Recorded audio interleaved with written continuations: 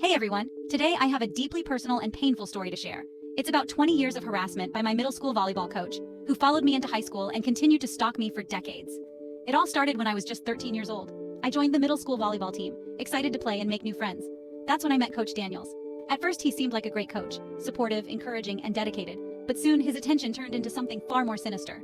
Coach Daniels would always find excuses to be alone with me. He made comments about my appearance, how I dressed, and even how I talked. He'd give me lingering looks that made my skin crawl. I tried to dismiss it, thinking I was overreacting. But the uneasy feeling never went away. When I moved on to high school, I thought I'd left him behind. But to my horror, Coach Daniels transferred to my high school as well. His behavior escalated. He'd show up at my classes, follow me home, and even wait outside places he knew I'd be. I felt like I was constantly being watched. I told my parents, teachers, and even the school administration, but no one took me seriously. They said things like, "He's just being friendly," or "You're imagining it." It was like I was screaming into a void. No one heard me. This continued all through high school. The emotional toll was enormous. I became anxious, withdrawn, and my grades suffered. I felt trapped and powerless. After graduation, I thought I'd finally be free.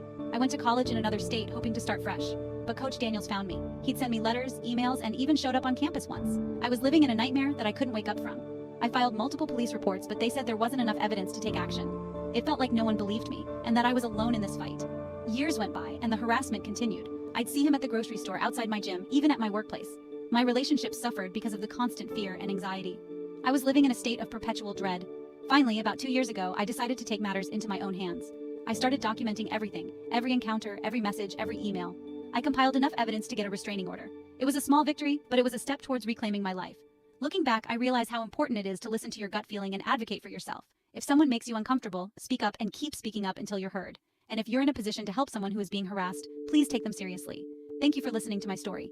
If you're going through something similar, know that you're not alone, and there are resources out there to help you. Stay strong and take care of yourselves. End of video.